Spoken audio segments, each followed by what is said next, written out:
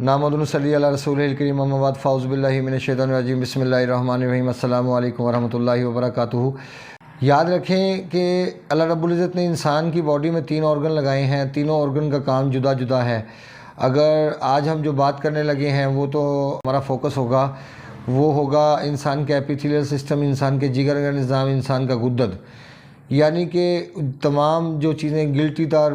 मवाद है वो सब का सब जिगर के मतहत काम करता है। जैसे औरत के चेस्ट हैं, जैसे मर्द के टेस्टिकल हैं, जैसे इसके अलावा हमारे गुर्दे हैं, जैसे इसके अलावा हमारा पेंक्रियाज है, जैसे इसके अलावा हमारा गॉल ब्लेंडर है, जैसे हमारी तिल्ली है, ये तमाम तहाल हमारी, ये सारी की सारी चीज़ें हमारे जिगर के मतहत काम करती हैं। और जिगर के अल्लाह पाक ने 2 फंक्शन बनाए हैं। जब तक हमारे जिगर के फंक्शन सही काम करते हैं तो हम प्रॉब्लम का शिकार नहीं होते। जैसे अब पहली बात करते हैं हम कि जो पहला मिजाज है हरारत का, जहाँ पे हरारत पैदा होने के साथ साथ स्ट्रोक होती है, अगर ये कंडीशन है तो इसमें आप याद रखें कि ये हरारत को पैदा करने के साथ साथ जब स्ट्रोक करेगा तो इससे फिर आपके जिस्म के ऊपर क्या इसके असरात नुमायाँ होंगे, या आपकी ज़ुबान का जायका कैसा होगा, या आपकी ज़ुबान का कलर कैसा होगा, या इसके अलावा और बहुत सारी चीज़ें जिससे हम जान सकते हैं कि ये हरारत है या नहीं। जैसे फ़र्स्ट ऑफ़ ऑल कि अगर आपका पेशाब पीला जर्द आना शुरू होता है, गोल्डन कलर का, डार्क गोल्डन या लाइट गोल्डन, अगर वो बहुत लाइट है, बहुत ज़्यादा हल्का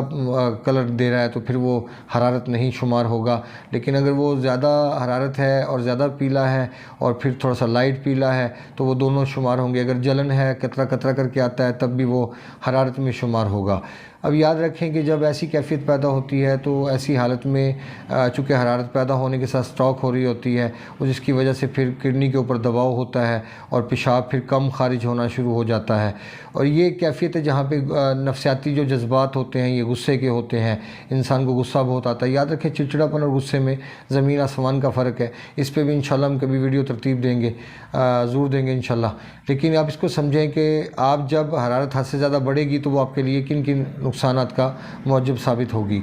जिगर से मुतालिक दूसरी कैफियत हमारी सामने आती है, इसमें मिजाज गर्म तर बन जाता है, जैसे हरारत पैदा होने के साथ साथ खारिज होती रहती है। जैसे मैंने आपको बताया कि मिजाज की जो पहली कड़ी है वो गर्म खुश्क है, जिसमें हरारत पैदा होने के साथ स्ट्रोक होती है। दूसरी कड़ी है कि जो गर्म तर है, जिसमें हरारत पैदा होने के साथ साथ जिस्म से खारिज होना शुरू हो जाती है। अगर हरारत को आप ख़ारिज करना चाहते हैं तो उसके 2 पहलू निकलते हैं कि या तो आप गर्म तर मिजाज में कन्वर्ट कर दें ताकि हरारत पैदा होने के साथ साथ बॉडी से ख़ारिज होना शुरू हो जाए, और जब वो एक्स्ट्रा गर्मी जो आपके वजूद के अंदर रुक गई है, आपके जिगर के अंदर रुक गई है, उसको बैलेंस कर दिया जाए। क्योंकि ऐसा होता है कि आप जब डायरेक्ट ठंडक देना शुरू कर देते हैं तो डायरेक्ट ठंडक देने से फिर वो निज़ाम एक्टिव नहीं रह पाता। उसकी वजह ये है कि जो हरारत आपकी बॉडी में स्ट्रोक हो चुकी होती है उसको ख़ारिज करने के लिए आपको जिगर का जो नेक्स्ट ऑप्शन है वो आपको एक्टिव करना होगा, ताकि आपके जिस्म में हरारत पैदा होने के साथ साथ ख़ारिज होना शुरू हो जाए। उसके बाद फिर आप चले जाएं नेक्स्ट मिजाज के ऊपर कि जहाँ पे आपको जिस्म को रतूबात फराहम करना शुरू कर दें। लेकिन हकीकत ये है कि आप इन दोनों मिजाजों के अंदर रहते हुए, और दूसरी जो कंडीशन है इसके अंदर याद रखें कि जो नफसियाती पहलू होगा वो गमगीन होगा, गम की हालत होगी और मुंह का जायका नमकीन होगा। और पहली हालत में जो मैं आपको नफसियाती जज्बात बताए, गुस्सा होगा, और जो ज़ुबान की कंडीशन होगी वो चरपरा जायका होगा, और ख़ास तौर पे जो ज़ुबान की नोक है ये जलती हुई महसूस होगी, और ज़ुबान का कलर रेड होगा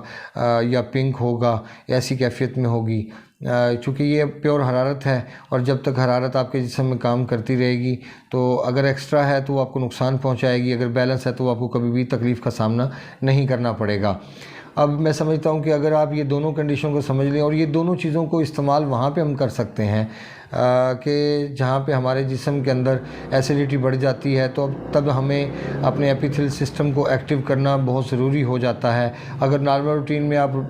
नॉर्मल हैं, आपको गैस और कब्ज़ जैसे मसाइल का सामना नहीं रहता, और आपको भूख भी ठीक लगती है, हाजमा ठीक होता है, कॉन्स्टिपेशन नहीं है, तो फिर आप इन सारी चीज़ों का इस्तेमाल कर सकते हैं रूटीन में भी। कि जो चीज़ें मैं अक्सर मना कर देता हूँ, जैसे चावल है, आलू है, गोभी, जो दिल के ऊपर दबाव को बढ़ाने का बायस बनती हैं। क्योंकि जब جب آپ ایپیتھیلیل سسٹم پہ اوپر کام کریں گے تو ایپیتھیلیل سسٹم کے اوپر کام کرنے کی دو وجہ ہوں گی کہ یا تو اس کا دباؤ کم ہو چکا ہے تب آپ کام کریں حد سے زیادہ تو اس کے دباؤ کو بڑھائیں، یا پھر آپ اس کے دباؤ کو اگر کم کرنا چاہتے ہیں، زیادہ ہو چکا ہے پہلے سے زیادہ ہے اس کو کم کرنا چاہتے ہیں، اس کی دو فارمولیشن ہے، یا تو آپ حرارت پیدا کرنے کے ساتھ ساتھ خارج کریں کچھ ٹائم کے لیے اور اس کے بعد پھر جسم کو رطوبات دینا شروع کر دیں، تو یہ ایک بہترین طریقہ ہوگا آپ کو ایپیتھیلیل سسٹم کے دباؤ کو کم یا زیادہ جانچنے کا یا اس کو بیلنس کرنے کا۔ میں سمجھتا ہوں کہ بڑے بہترین نتائج لیے جا سکتے ہیں، اور اس میں خوراک کون کون سی استعمال ہوگی اس کے بارے میں آپ کو تھوڑا سا گوش گزار کر دیتا ہوں۔ جیسے اگر جسم میں حرارت بڑھ جاتی ہے اور آپ کے جسم میں حرارت بڑھنے کی وجہ سے آپ کے پیشاب میں جلن پیدا ہوتی ہے تو ایسی حالت میں گرما، خربوزہ یہ بہت بہترین چیزیں ہیں کہ جو آپ استعمال کر کے، جیسے گنیریاں چوس لینا، جیسے گنا چوس لینا یا گنے کا رس پی لینا، یہ تمام چیزیں فائدہ مند ثابت ہو سکتی ہیں، لیکن یہ اس صورت میں فائدہ مند ثابت ہوں گی کہ جب آپ کا یورین کا کلر حد سے زیادہ تجاوز کر جائے اور پیلا زرد ہو اور اس میں جلن پیدا ہو جائے، تو تب آپ ایسی چیزوں کا استعمال کر سکتے ہیں۔ اور پھر اس کے بعد اگر جسم میں حرارت آپ کے اگر کم ہو جاتی ہے تو پھر آپ ان تمام چیزوں کا استعمال